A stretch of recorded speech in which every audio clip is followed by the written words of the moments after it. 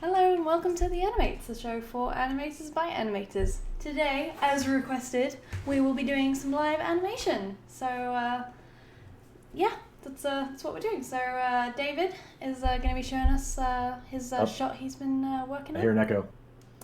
Oh, Nope, really? I got it. Never mind, I figured it out. That was my bad. Okay. So, whereabouts are you at with your shot?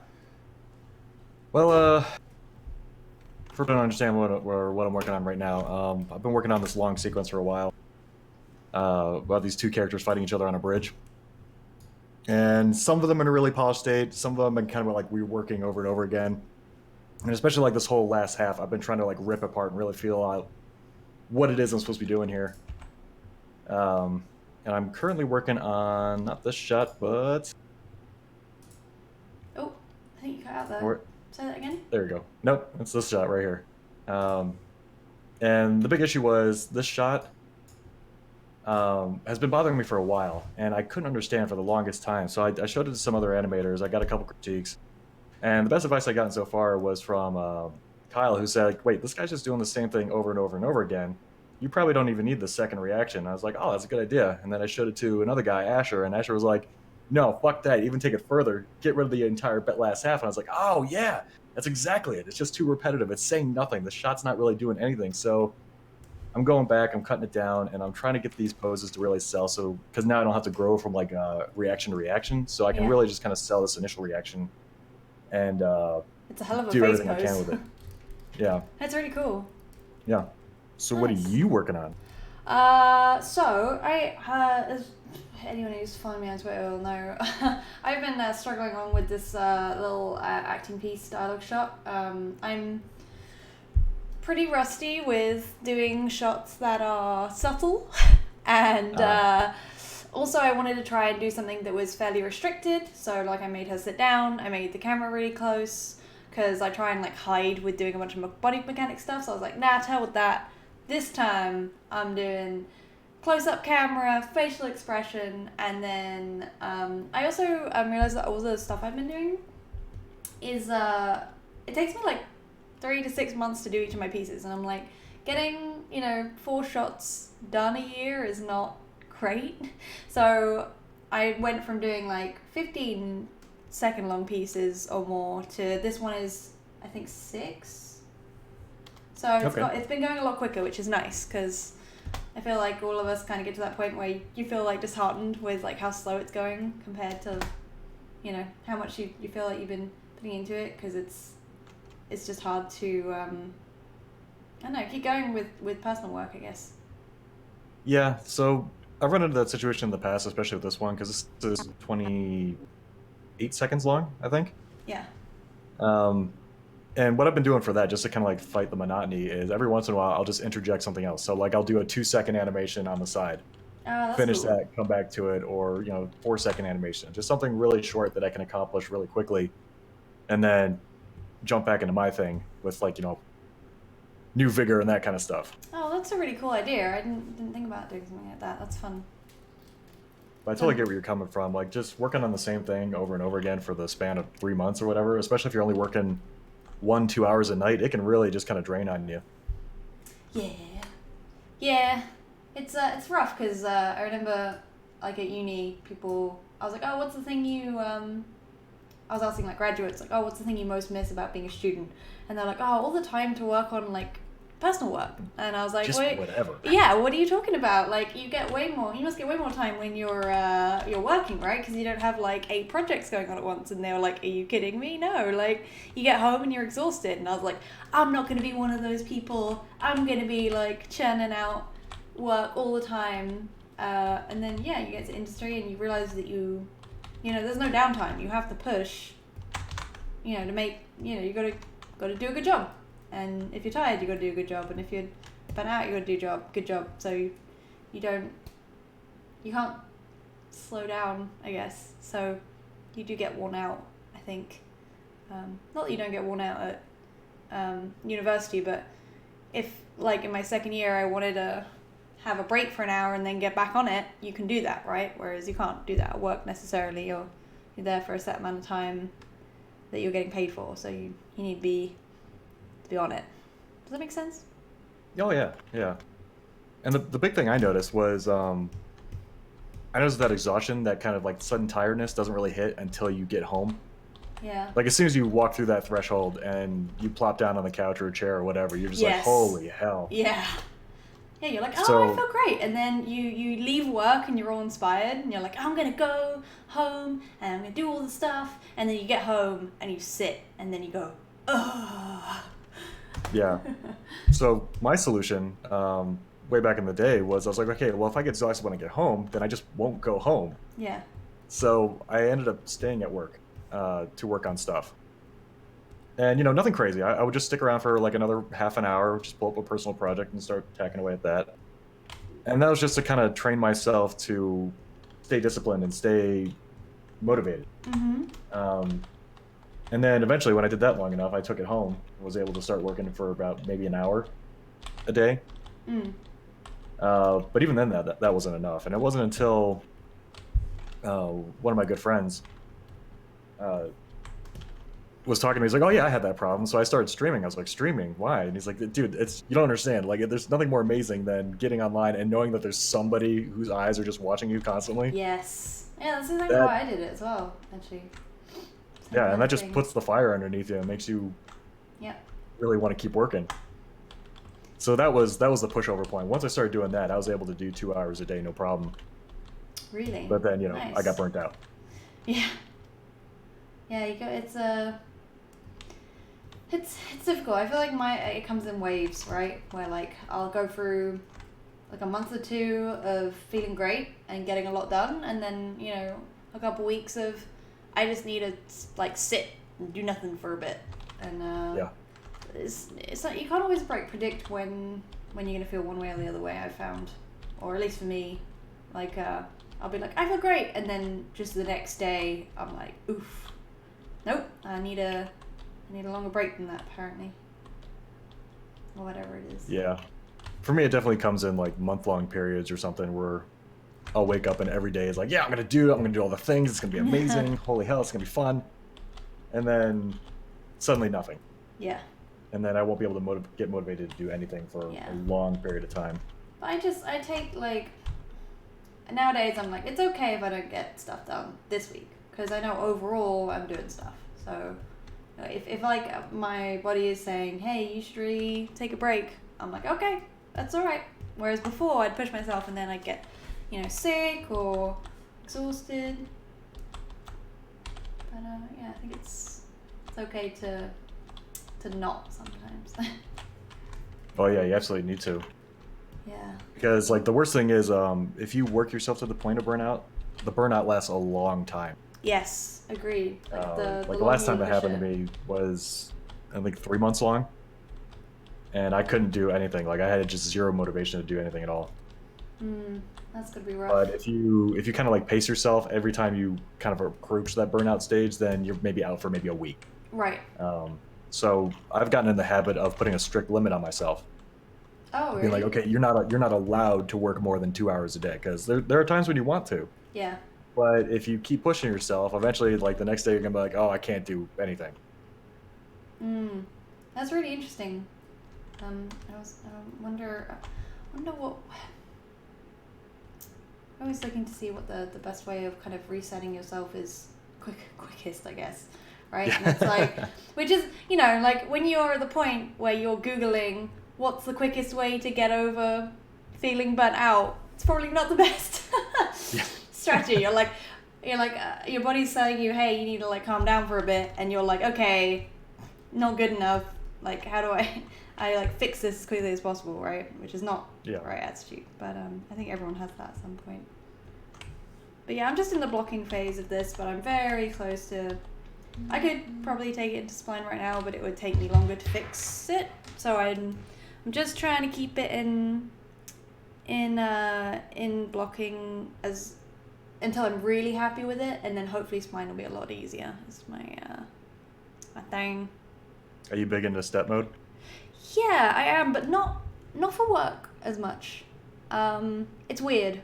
I will not use step mode much at work, because I feel like I just need to be quick about it, and then the kind of quality comes in layers, right? It's like if I get more time, I'll polish it more, but I need to be quick about how I get to the 60, 70, 80% level, if that makes sense. Like it needs So to be weird because I showable, do the exact same thing. quicker, right? But Yeah. then when I'm like, okay, I know I have the time to spend on this. I really want to do a good job. I know I will get a better result if I block it. So, which sounds very stupid, right? But it's like when I was doing my Wisp stuff, which was the Warframe character I was working on, a lot of her movement was like really complicated, and it had to be like flowy, and she like didn't touch the ground, but it had to feel like she wasn't just like swimming through the air, but so it was difficult. So I knew I had to spend the time making those look good, so I would spend a lot longer with them in actual step mode. Whereas if someone's like, oh, can you just make a basic attack walk cycle, I'm like, sure, I'll whack something out quick and then get it in game, and if it feels right, then I'll go back and polish it all in steps. Do you do the same sort of thing? You know what? When I'm at work, I start in spline and I stick in spline. I Yeah. I don't know why. I also work way more straight ahead at Yeah. work than I do at home. Yeah, me too. It's weird. I think it's a speed thing, but I think it is a speed it's thing. not Yeah. necessarily a sensible thing, but I feel like it's just like an ease, like it's something you just get used to doing. And the thing is, if people are like, oh, how do you, what's the best workflow? I wouldn't say that is the best workflow, but it's just something you kind of get used to doing when you need to be that quick and you have that many tasks. It's like a necessity thing. But not that you Yeah. can't get good work out of doing it that way. I guess you just, I don't know. Yeah, I question it all the time. Yeah, Like every time I start right. doing it, I'm like, what am I doing? Right, yeah. Well, I feel like there's sometimes I have like two different ways of animating, right? There's the way where I know I need to get something done very quickly, where I kind of am like, I'm just going to get like some basic good poses in, and then I'll focus more on the motion. And then I will kind of go back and tweak the poses later even. But then when I'm doing, something where I have more time to make it really, really polished, I will focus like so much more on each individual pose.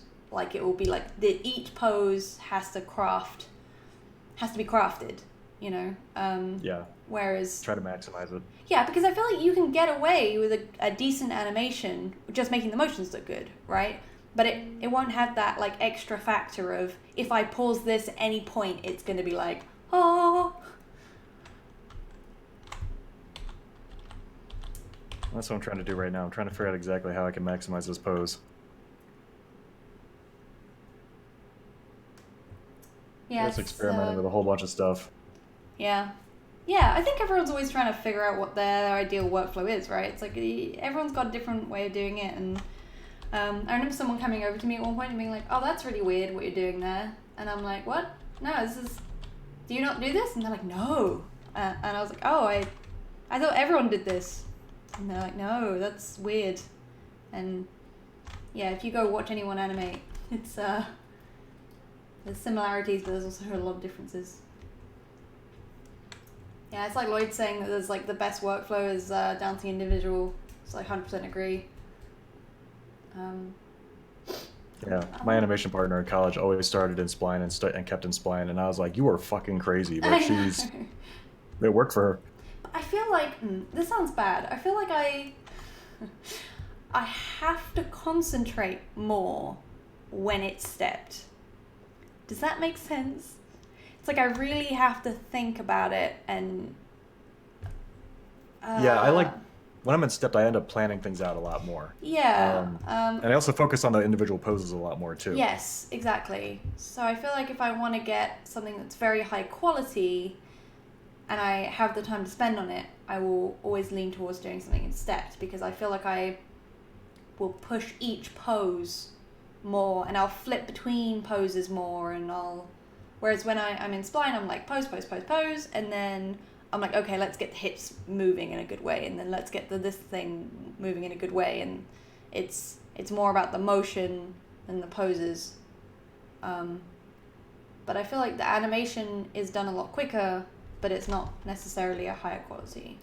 So I kind of adapt to needs must. Yeah. I guess is a good way of putting it.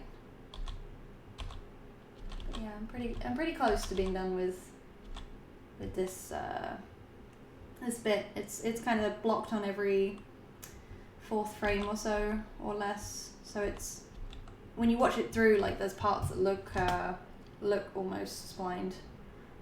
And then What is that? What does everyone do that? Because I do the exact same thing. I put everything on like every fourth frame, I don't know. and I don't know why. I don't know who told me that at one point, but then when I started doing it, everything got so much easier for me. You know, because I feel like I don't think anyone told me to do that. I feel like everyone kept saying, "Oh, stay in blocking longer, and I was like, "Well, what does that mean?" And then I remember reading a 11 Second Club piece. You know, the 11 Second Club has those like articles. I Have did you not know ever? that. Yeah, no, they have like oh man, what are they freaking called? I can't even remember. But they have like a section. There's like an 11 Second Club blog, and they had like tips for doing your first 11 Second Club and what to focus on and these kind of things. And a lot of them are really good. And one of them said, "Oh, if you're unsure, block have a key every fourth frame before going into spline." And I was like, okay, yeah, I'll give that a go. And I found if I did that, it just made spline so much easier to handle, because it wasn't like, well, I go from this and then, oh god, the horror, and now I have to fix it. It was more, okay, now I can just push things instead of it being trying to fix things. I try to break down like crazy. Like Yeah. usually by the time I go into spline, I have it like a frame on every other frame or something like that. Nice. I could see that being Yeah. really helpful. I feel like I just get impatient with it. It really depends on the situation. Like if I have good reference for it, then it's a no-brainer, because then I could use my reference. I could figure out exactly like where the different forces are and get all that texture to the animation. That would take me a long time to do in spline. So if I can add that and I can see that in the blockout before I go into spline, it helps out a lot. Also, doing the whole paired keys method Oh, what's that? has helped me a lot. It's Gibson was teaching it a while back on Rise and Spline. Oh yeah. It's instead of doing stepped, you stay in spline, but you do duplicate frames. So you have your pose, and then you copy that pose over right up to the frame before your next pose. Oh, So okay. it looks like it's in stepped. But it's in spline.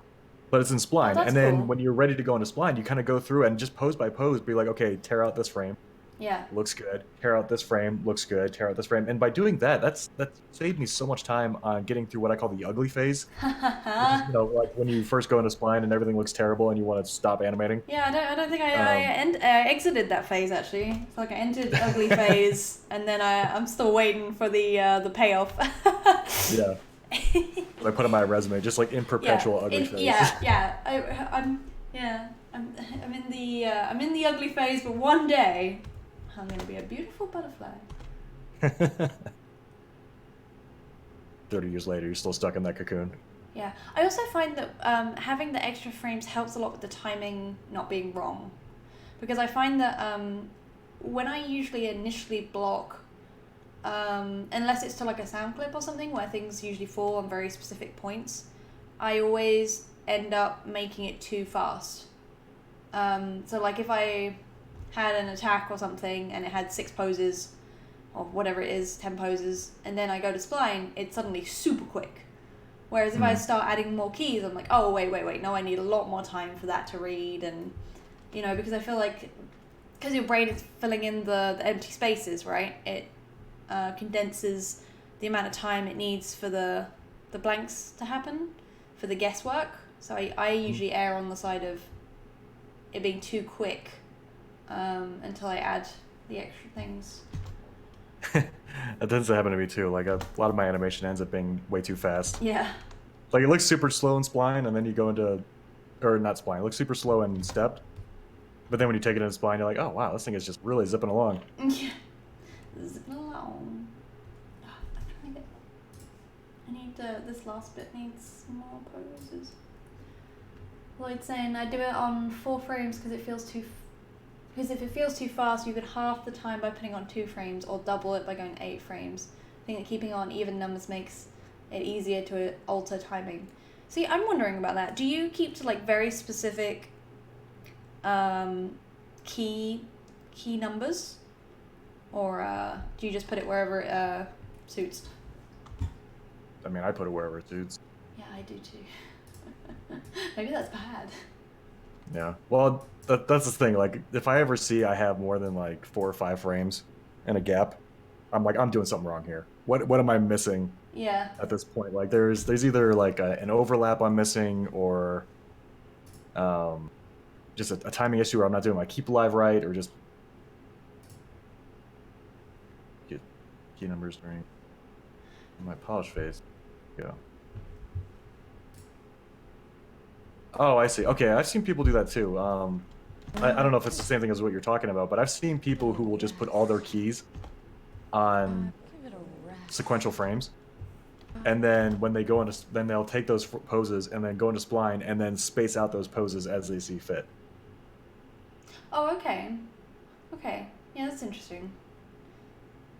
Yeah, no, I've heard people trying to be like really clean when they do blocking. Like they'll only move controllers in like gimbal mode, or yeah. That is insanity. Yeah, I know, right? I was like, how? And they're like, well, I just Yeah. wanted to avoid gimbal lock, and I was like, I never paid too much mind to gimbal lock. I just kind of force it to work, and if needs must, then I'll just use my little curve script, my little gimbal script, and it'll just fix the stuff. Yeah. Gimbal lock is like bubbles in the dough. You know, you come across them occasionally, but they're really easy to take care of when you find them. Yeah. So it's not something I actively try to avoid, because I have enough tools at my disposal where I can deal with it. It's not that much of a struggle. Yeah, I feel like gimbal lock is one of those things that's it's always going to be frustrating, but you learn more tricks around it, I guess. So you don't, it's not as annoying eventually. God, I can't even imagine trying to animate using the gimbal controllers. I know, Yeah. What the hell? Well, I said like when you were a lot slower, and they were like, I was, but I felt like I was getting a better result.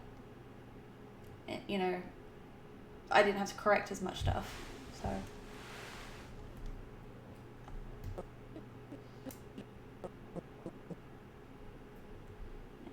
Yeah, I just look for the gaps, really. Although I do a lot more of this kind of 2D flipping between keys thing than I used to do. I found it quite helpful. What did you say, 2D flipping? I don't mean that. I mean when you just quickly go between poses to work out where the next motion should be instead of... Oh, yeah. Yeah. So like if I do that at my reference too. Oh yeah, that's cool. Yeah, like somebody, or Asher taught me a method recently or sent me a video. It was from an animator that worked at Valve. Oh yeah. And what he does is he finds his reference and then goes through the reference and sets keys on the reference itself, like through a keyframer. Oh yeah, I've done that before. That's yeah, cool. And I gotta say, it helps so much. Mm.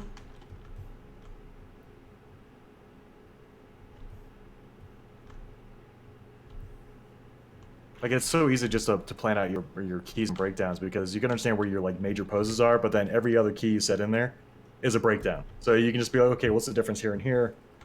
What do I need to focus on? What's the significant event happening on this frame? And just go from there. It's like almost like a blueprint for your animation. Mm. Yeah. Okay. Why is this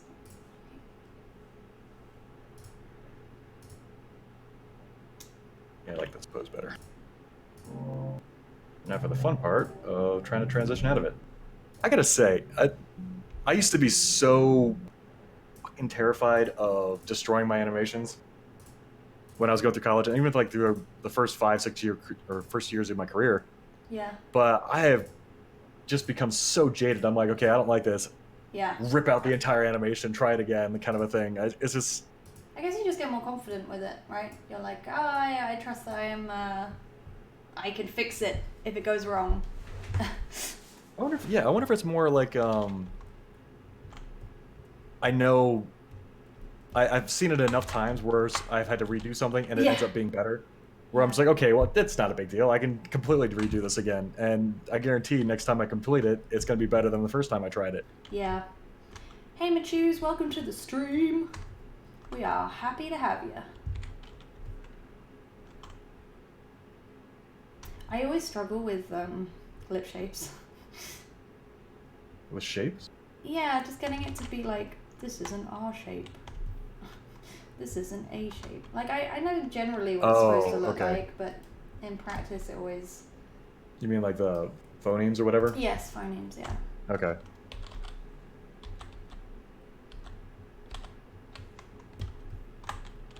That's what happens. We're so used to having a pose library. Oh, yeah? Oh, for the phonemes?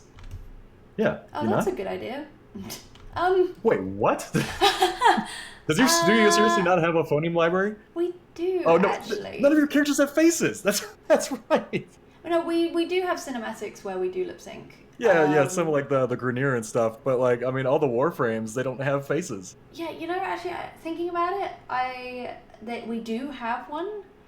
I just, when I was doing the last cinematic, I think I was like too far in, and then someone was like, oh, you know, we have that, and I was like, oh, and then I haven't done one since, so I haven't actually experienced using it yet, but that's a good idea.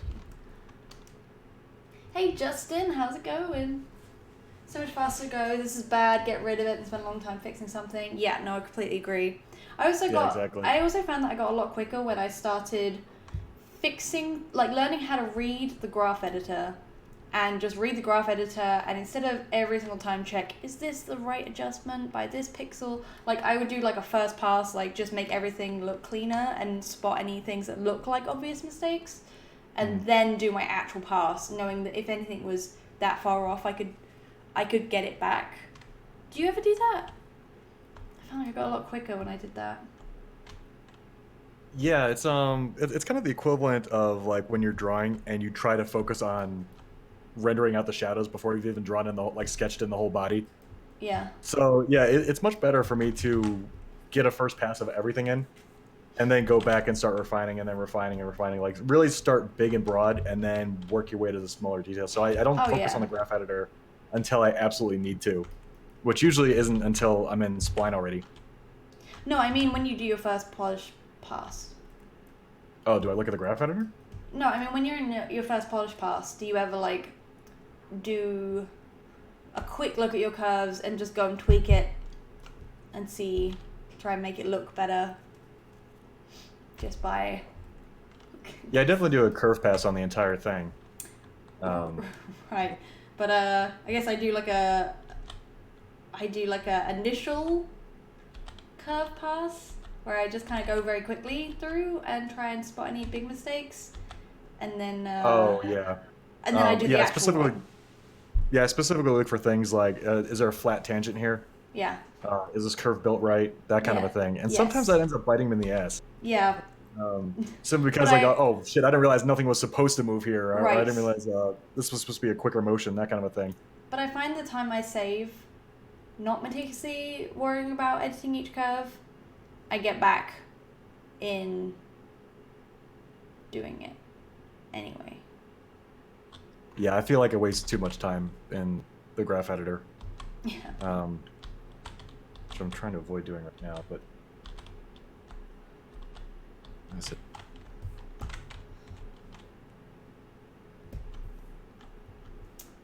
I think Justin's asking how you doing today. How you feeling? I'm feeling all right. I actually got to sleep. That was neat. Oh man, tell me how. I've been having the worst sleep recently. It's been killing me.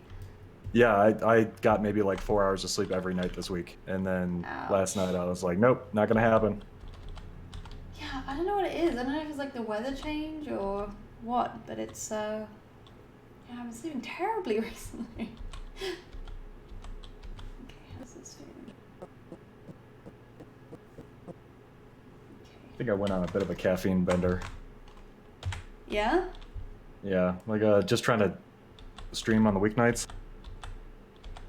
Like I'll pop a Mountain Dew Mountain Dew or a Red Bull or something, and then my stream would go on until like 10 p.m., but I'd still have that Red Bull coursing through my veins, and I'd be like, okay, what am I gonna do next? So I ended up like programming or trying to do something else, and yeah, then like 2 o'clock rolls around, I'm like, oh crap, I'm really screwed. Mm. Yeah, And no, then so I would sleep for like 2 hours, and then the next night the same thing would happen, and so I'd drink a Red Bull or something to stay awake, and then would end up being too wired to fall asleep, and yeah. it's a vicious cycle. The eternal struggle. You know, I've just been getting to bed half decent time, but then not being able to sleep. Oh my god, I watched. Okay, so was it last night or the night before? I think the night before. I watched that Ted Bundy thing. Have you seen that? Everyone's talking about it. Everyone at work's talking about it. It's called something like Extremely Vile and Shocking and something like that. It's like the title's kind of long, but it's with that guy who was in High School Musical and Baywatch. Like You completely lost me there. Zac Efron. Thank you, Lloyd. Yeah, Zac Efron plays Ted Bundy. It's a movie that's just come out on Netflix, and everyone's been talking about it at work recently. And I was like, I'm gonna watch that. That sounds like good fun. And I couldn't sleep because I kept thinking someone was gonna come kill me. Oh yeah. I can't do any kind of horror movie at all, especially since I live by myself. They actually are like, I don't want to give anything away, but they're very slow building it up. And you like watching it and you're like, God, I thought this was a movie about murdering people. This is tame. But they Oh no, it's all about the suspense. Yeah, it's a suspense movie. Like it man, it gets you. Yeah, I couldn't sleep. I couldn't sleep because it just freaked me out a bit. I was like, nope, someone's gonna come butcher me. And yeah, it was a thing. It was good. It's a good movie. I want to watch it again just for acting reference, but it was a thing. I recommend it. It's the experience.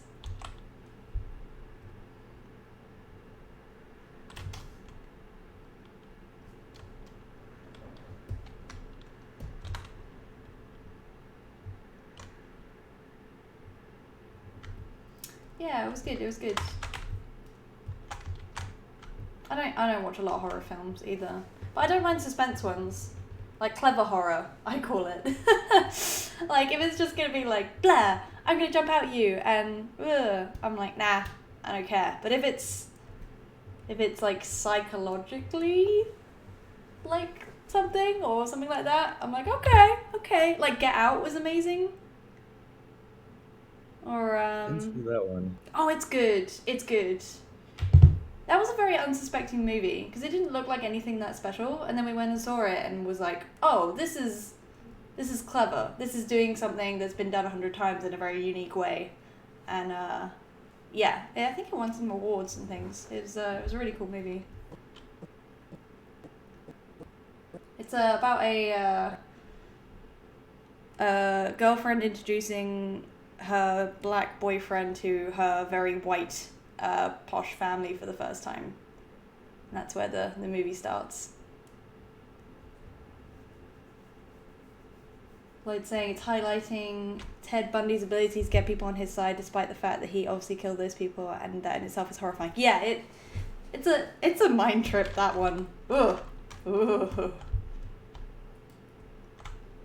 It's, yeah. Yeah, because I was surprised when, they don't jump right in. They really, yeah.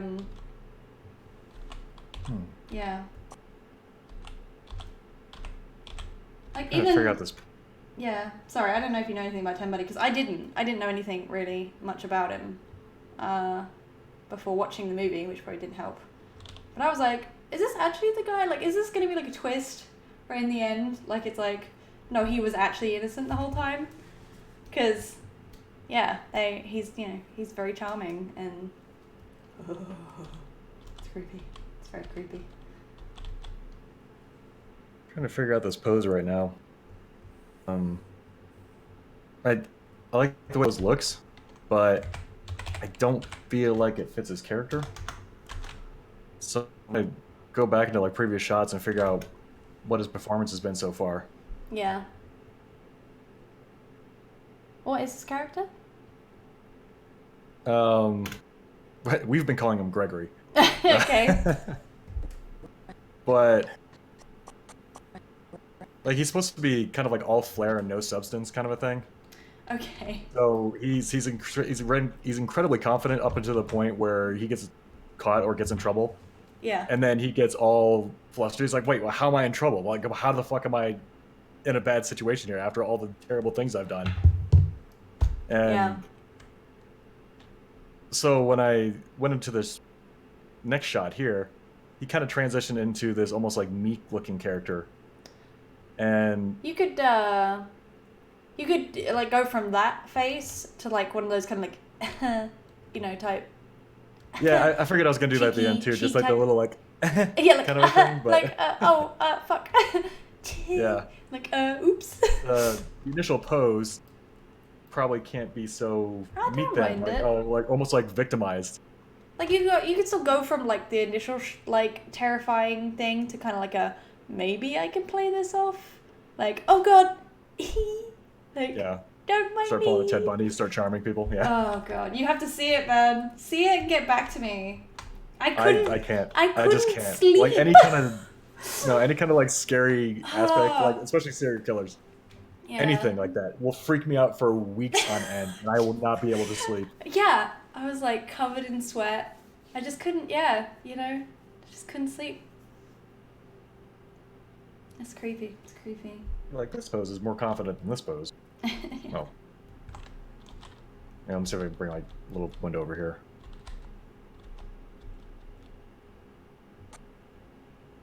So that pose is more confident than this one. This one I feel like is a better pose, but this one is he still has, a straight back. He still has that sense of undeserved confidence Yeah, that I'm kind of going for. And I like it. I think it's working.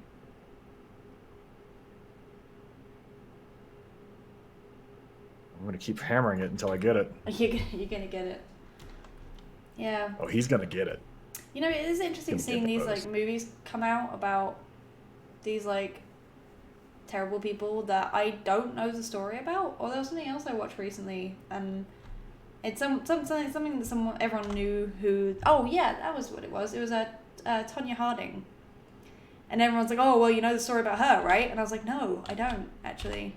And they're like, oh well, you should go watch the movie. And it was kind of interesting seeing a film where they keep saying, oh, and then the incident, and I'm like, I don't know what the incident is. Like, she must have done something terrible, but everyone's like, oh yeah, that's Tonya Harding, and I'm like, I don't actually know what happened. So it's been interesting seeing two films about two very famous people that I don't really know much about, but everyone else does.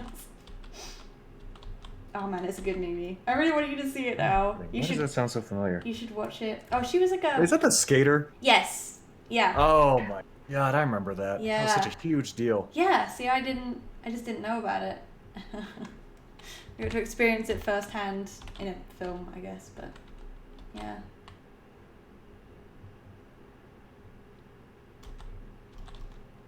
Let's see how this is feeling. Yeah. Oh man, I want to go watch that Ted Bundy film again. It was Again? they did such a good job of it though. Like, This doesn't sound like a movie you would watch twice. no, I don't want to give anything away. Okay. It's a great movie. It's horrible, but it's great. Like it's great. Like the content is horrible, but the movie itself is great. Is that what you're saying? It's not even. It's masterfully done. The movie is. Okay. Yeah, I want to watch it again. Now that I've seen the movie, I think the second viewing will be even better. Cause, oh no, I don't know. I think it's worth having the initial impact, but yeah, they just did something very clever with it. Yeah, it was cool. It's a cool movie. It's very clever, very well done.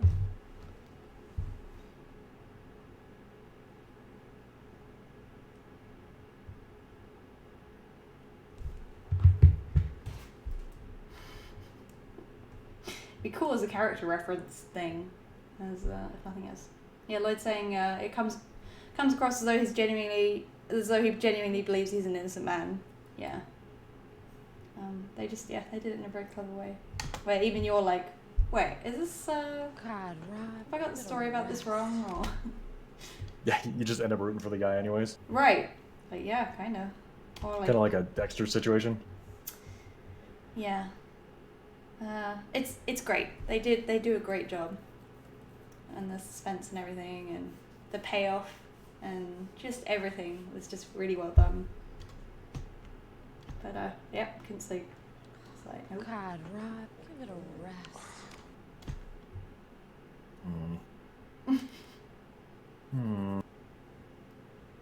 You're not gonna see it, are you? Rob, Probably not. It takes like a team of horses just to pull me into a theater or even get me to watch a movie at home. Yeah. Like I rented Blade Runner because I told myself I finally need to see that movie, and it's been sitting on my table for 3-4 weeks because I can't even bring myself to take it out of the case. Like I have such a weird mental block about movies. I feel like there's some movies that just are hard to see. Like I had a friend that was like, "Oh, you should go see Fantastic Mr. Fox," and I was like, "Oh yeah, I've heard so many good things about that movie. I should go do that." And they were like, "Oh, I've got a copy," and I was like, "Cool, I'll watch it." And then I had it for like 2 years, and I just never watched it. And eventually, I just gave it back to her. I was like, "I'm so sorry. I was just never in the mood to watch this, and I don't know why, but it just didn't happen. I apologize." You ever watch Isle of Dogs?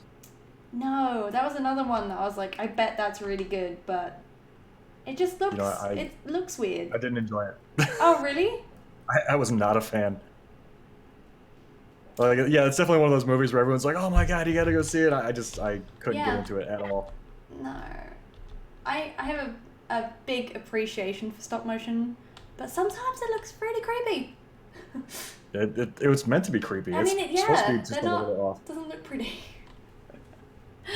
I also have that bit for everyone keeps telling me to watch that it's like some name something diet, like the Sarah something diet or the the Santa Clarita Diet. Yes, everyone keeps telling me to watch that, and every time I go to look at it, it's like a picture of her like broken thumbs or whatever, and I'm like, ugh, no, I don't want to know.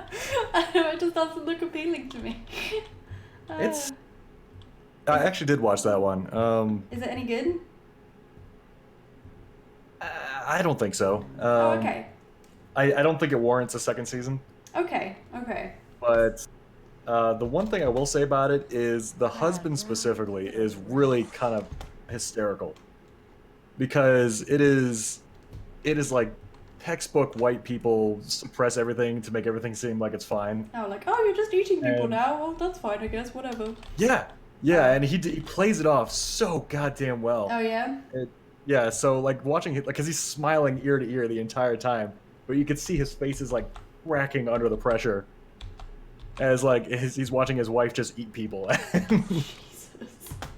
Yeah, that's the only real thing about it that I enjoyed, but everything else was kind of, like, the pacing of it was really weird, and then her adaptation to it, and then the daughter's influence was all completely fucked. Oh, yeah? So I wouldn't call it a great show. Okay, well, it didn't look great from the pictures, and then everyone's like, it's great, you should go see it, and I was like, eh, and if you're like, eh, then I'm not going to see it. Do you ever see those like videos where they match people who watch exactly the same Netflix content together?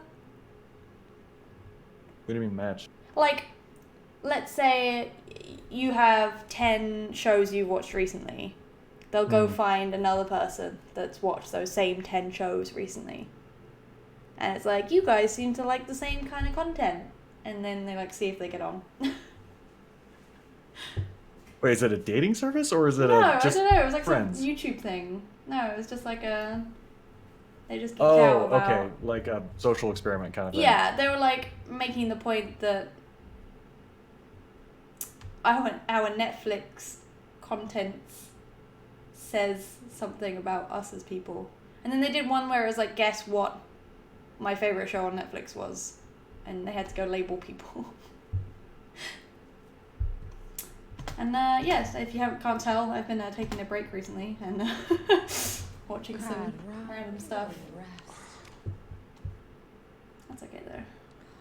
God, Rob, give it a rest. I think I'm basically done with this. Like the blocking is kind of God, there. Rob, give it a rest. What do you think? Let me see here. God, Rob, give it a rest. Trying to figure out the best way to watch this. If I should watch the stream or if I should watch the God, Discord. Rob, give it a rest. I think the Discord is doing a fairly good job of playing it. I don't know. I can't say for the God, stream. Rob, give it a rest. Can't really hear the quote, so I God, don't know Rob, exactly what give it her a rest. performance is. Yeah. God, Rob, give it a rest. Yeah. I think. It feels too subdued in the beginning, but then too big in the last half. Oh, you think? Yeah, that's the general impression I'm getting right now. With the facial expressions? The body specifically. Oh, okay.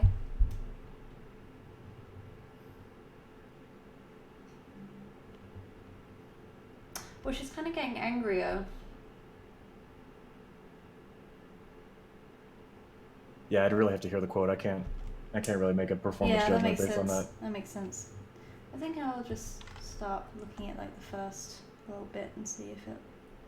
Or actually, I just might put it on spine and see if it's looking really dodgy or not. Yeah, that's exactly the thing, Lloyd. Like, I can't just sit down and watch a movie. Every time I leave a theater, I'm like, holy crap! You can actually see like a juxtaposition of how much time you've wasted. Like, if I walk into a theater and it's daytime, and I walk out of a theater and it's nighttime, that is the worst feeling, in my opinion. I never feel like I've wasted my time if it's a good movie. For me, it could be the best movie ever, but I still walk out. I'm like, oh crap! Where'd the day go? Question: modeling a computer mouse. Should I start with a sphere? Yes. Really? And honestly, don't spend more than like 5 minutes modeling a mouse if it's for animation. Yeah. But yeah, you could definitely do a sphere. Just take a sphere, stretch it out, cut it in half, boom, there's your mouse. Life is great.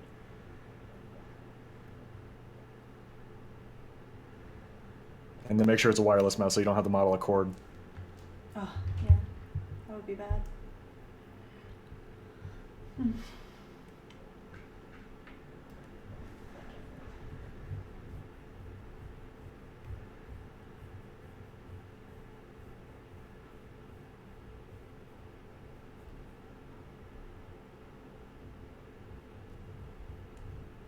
I think I like that better. You got some really strong poses and storytelling going on it. That's cool. Oh, if it's for a game art project? Then, Doesn't- yeah. Oh, wait, no, that's too many polygons. I was gonna say, isn't a sphere like way too many polygons for? Yeah. I would always start from a cube if I was working on a. But then I don't know anything about modeling.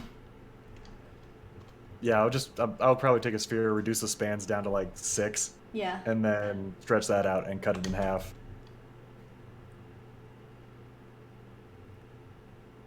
Oh yeah, that's fine for spine. That's pretty decent comparatively. I'm okay to start trying to work into that some more, I think. Yeah, let's do Yeah, I this. don't see anything jarring. I think I want to keep the performance as it is. I'm happy with that. So it was just like, oh, if I feel like it's needs a lot more frames, but I don't think it does. I think it's a good starting point to try and start doing my first pass spine with. So cool. My mum just called me.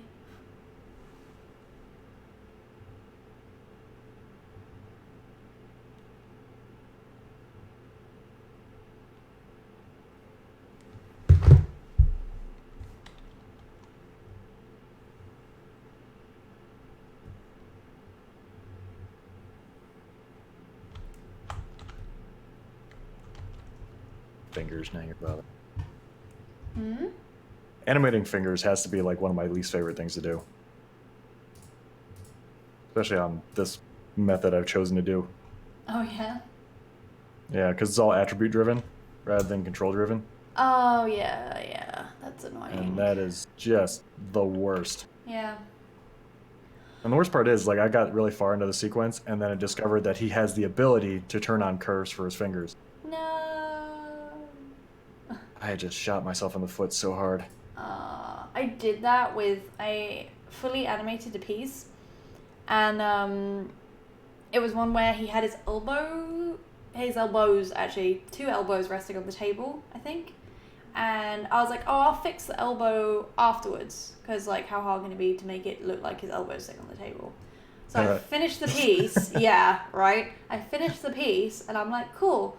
I guess I'll just like parent a locator to it and like do the nope. That completely like destroys all my animation. Oh, okay. Well, I'll just like smooth the curves. Oh, wait, but like I'll have to like have the shoulder and the arm movement completely in sync for that to work, and it doesn't. It would destroy both of them.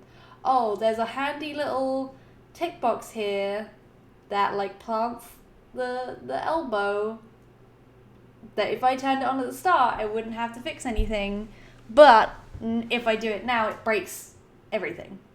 Yep. And I was like, I'm done with this piece. I will just live and learn. Unfortunately. Yep. It's always the way it happens. Yeah. Is his glove longer just on his pinky? I don't know why, but in my like camera view, it's not. Even though I've got it turned on, it's not showing the film gate thing. I don't know why. Film gate? Yeah. It's not showing it. Doesn't look like it's on. Yeah, but like. There's usually a button like at the top of the camera. Or on the camera bar, like right here. Yeah. I'm not seeing it down in yours. I got it ticked on. It just zooms me in a bit. Oh, weird. It's just invisible. Maybe it's just a bug. It's not doing any of them now. I don't know. It's not a big deal. Yeah, I 100% agree with you, Lloyd. Like, that's reason number 1,000,000 why you got to do like a throwaway piece with a rig before you go jump into anything major. I know, but you're just so eager to get going, and then you're like, fuck, I should have done this quick, simple thing and figured it out. Yeah, I had that with a person I'm mentoring. She did an entire piece with IK arms because she thought the character didn't have FK arms. Yeah. And then she's like, no, look, it says here in the FAQ that it doesn't have an FK control, but then she discovered it like 5 minutes later, and she's like, son of a bitch! Oh, no. Yeah, always the worst. Discovered that with the face, too. Like, his face rig is really something horrifying. Is it behind you? Get you. There it is. Don't say that, man. I just told you I couldn't sleep last night because of Tim Bundy coming to kill me, and the next thing I hear is, it's behind you. It's coming to kill you. Yeah, this is the face rig. This is like a classic, like early aughts type of face rig. And this is just unworkable. Ooh. But then I found out that he has a full-on curves on face kind of rig as well, and I was like, oh my god, yeah, that's the whole thing. It's always confusing when you have the like those controls and the face / finger on body controls, and then you use both, and then you're like, ah. He does. I actually used that rig before. It's quite good, right? yeah. I heard good things Actually, about it. I like the rig a lot, but I've had to do a lot of modifications to it. Well, yeah, it's up in here somewhere. Face on surface. Yeah, here we go. So he's got a whole bunch of controls on here, and that's nice. yeah. And I wonder if they're more just like shapers, but yeah, supposedly you can do his entire thing through this. which would probably be better than what I've been doing through regular rig, because his regular rig is just really don't like him at all. Yeah, that changes everything for me too. Like, I haven't done a face pass on this entire animation. So when I finally go through and start doing face animation for it, I'll probably stick straight with this. I'll probably delete everything I've done, and then just do this. Although I did do some modifications to the face, so I don't think that's going to be reflected in the point on surface stuff.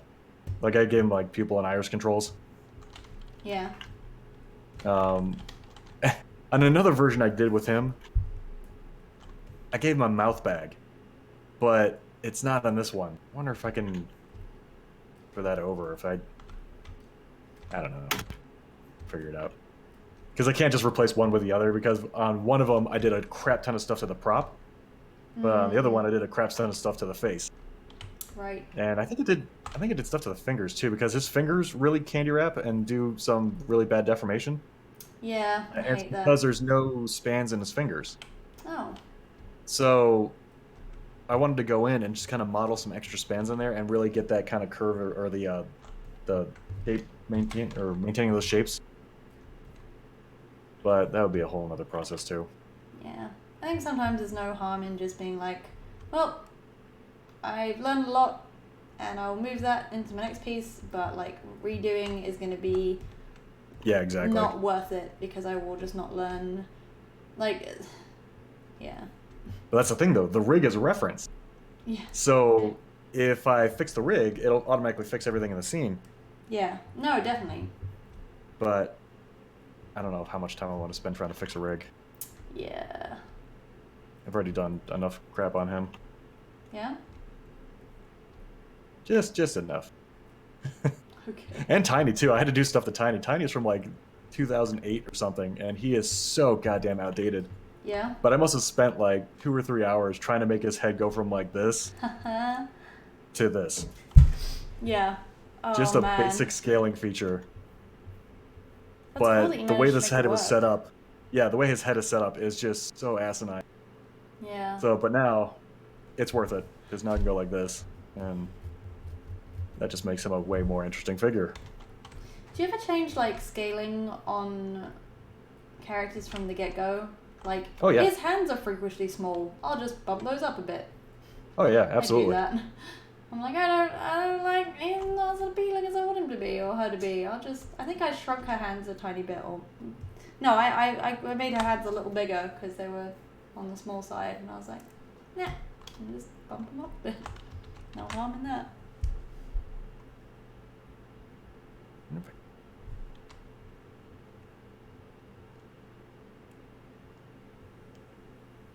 Okay, yeah, there's a surprising confidence I'm looking for.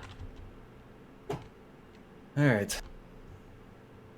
I've wasted a ton of time doing that. Not a waste, still really useful, but still, that was a lot of time on that one thing. You know, I am so not used to working with rigs that are this slow. Like, it's throwing me off because the stuff that I would just usually look for in viewport, I can't freaking do that because it doesn't run in viewport. So, it's like, I gotta say, if you have a rig that you could just play like that, I envy you, because we do not have that at my studio. Oh, really? Oh yeah, like if you go into Viewport 2.0 and play this thing with textures on, it takes 5 seconds to set a key. Oh, no. Yeah. Yeah, it is tragic. So usually I gotta animate in proxy mode or something like that. How long do you spend modeling a scene to animate in? I'd like to make my animations a little more visually interesting, but oftentimes I like to just jump straight in. Okay, so I've had to deal with this a lot. I am especially so after doing interested like to know the answer to this question.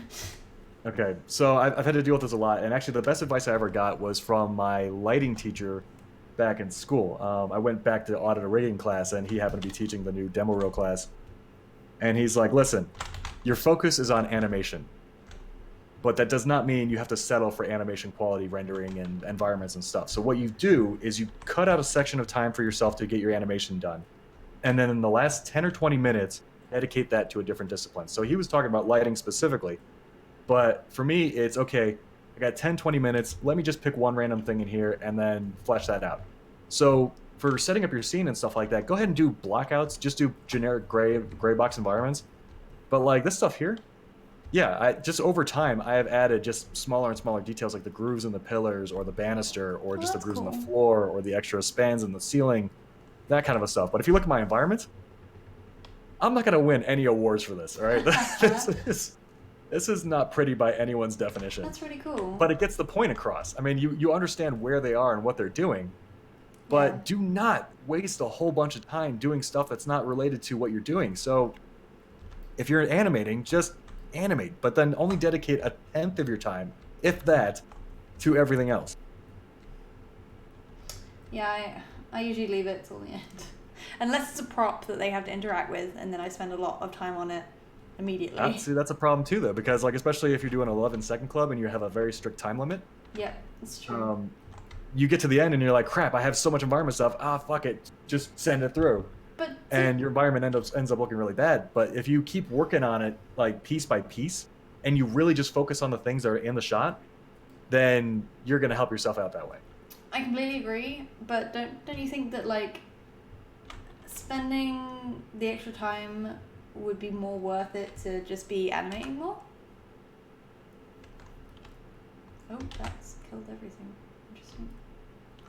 I guess it really depends. I mean, if your animation is seriously gonna get plus that much, because usually by that phase in the animation, you're polishing, and Yeah. you are putting so much work just to improve your animation by like Yeah, 5%.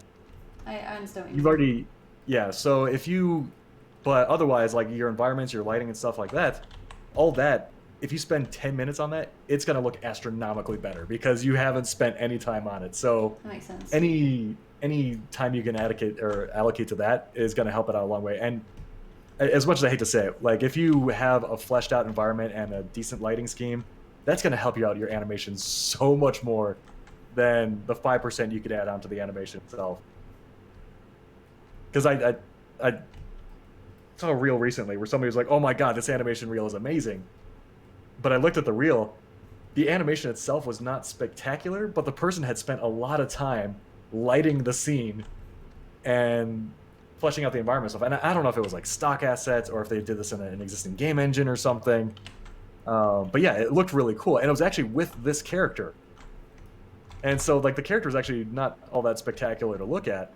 It's well designed, I think. I mean, I think the general shapes look really cool, but it's not a high fidelity kind of thing. But when they threw in like this massive lighting scheme, I was like, wow, that is really cool. Wait a minute, look past the glitz and glamour. What am I seeing underneath? The animation's not as cool, but people love that stuff.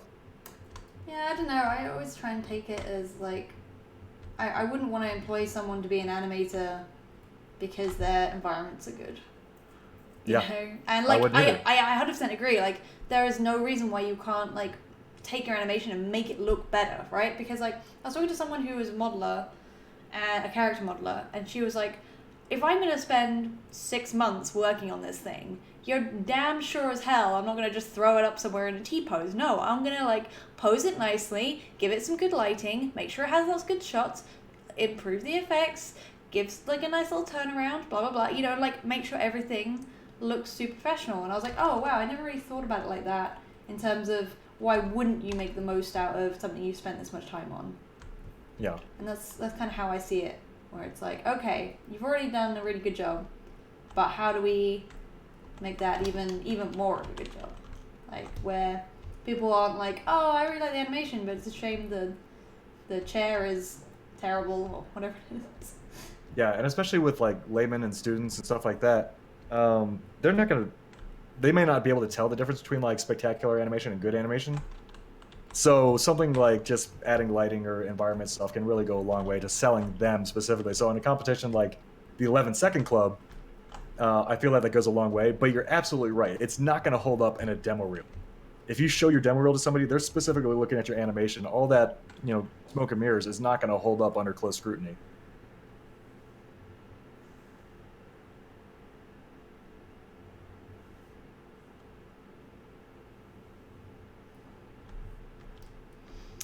we're actually 5:10. If you wanted to call the show, we're overtime. That's all right. I think I'm gonna have to go, unfortunately. I have a couple Okay. couple more errands to run today. No, that's cool. I can call it quits because I'm going to be working on this tomorrow anyways. Nice. Let's see here. If animation brings life to still object, animating the dead makes you a necromancer, or all animators necromancers? Okay. So I've had a really long debate about this. Have you? Yeah. Oh yeah. This because if you ever look up the definition of animation, the definition is imparting life, spirit, interest, motion, or activity. And so imparting life means you're pretty much bringing back the dead or adding life to things that weren't alive to begin with. So technically, yes. Right, but it's the Animators illusion of life. It's the illusion of life. It's not life. It's the illusion. So instead of calling ourselves animators, we came up with the term animancers. Animates. Animancers. Like just that. rolls off the tongue way better and captures that same kind of feel. We should have t-shirts made. Without actually digging up corpses. I like it. Keep things simple in your demo reel, even if it's not hiding anything. It looks like it might be. And you don't want anything detrimental like that in your reel. That's the other thing too. Like if you're gonna do lighting and environment stuff in your reel, it better be damn good. Because if it is not, it's gonna pull away from everything too. Yeah. But I absolutely agree. I think you should stick with simple things in your animation reel. Like don't worry about lighting, don't worry about having in-depth environments and stuff. But for a personal project like this, yeah. I think it can add something, I agree. you know? Well, I think it's nice to see someone take something to the next level and put that extra care in something. It's like that guy who did that awesome Spider-Verse shot, and he didn't just do like an amazing animation, he did amazing animation and a cool like cityscape thing, and then he like added all these post effects in and like these extra little 2D elements afterwards, and I think it's like really cool if you can take something and be like, and I can do this, and I can do this, and it looks really cool, and you just end up with this like really solid piece. You know what, I would cut the middleman there and I would just get other people to do it for me. Or that. I did that with my boat thing. I was like, spent ages trying to model like a boat, and I have a bunch of environment like modeler friends, and I was like, can you just do me a boat? Like just a boat. and a hook, like a fishing rod and hook. And they were like, ta-da, it's beautiful. And it took me 15 minutes. And I was like, I've been working on that for 3 hours. Thank you. Yeah, exactly. And it doesn't even look nearly as good. Yeah, we don't have to be good at everything. It's okay to ask for help from other people. So like I've already got an environment artist lined up to do my next little short piece here. That's cool. I was like, listen, I don't need much. I just need a gray box environment. You don't even have to UV it. Just give me something that doesn't suck, you know? Sean, what are you doing? I have a friend. Friend is spying on me. How's your tattoo?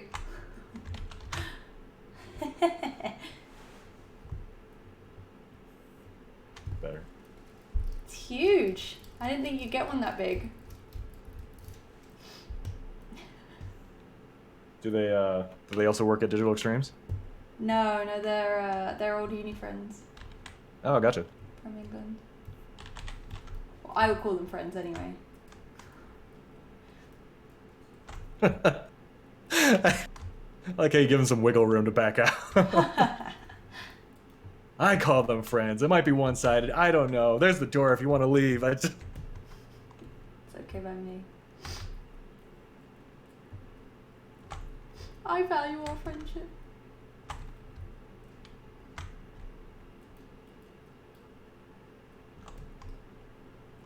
Seems good. No, I'm gonna have to go. Okay. Let's just wrap it up for today then. Cool. Do you want to sign us out? Yeah, you got it. No, go on, do the thing. I believe in you. Okay.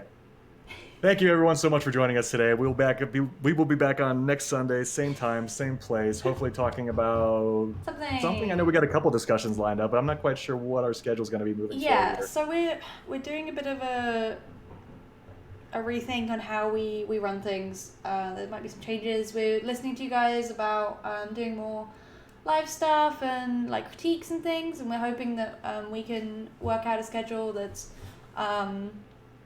you know, we can like talk to you guys more and give you guys more help with animating and stuff. So we got things in the works. We don't know what that's gonna look like yet.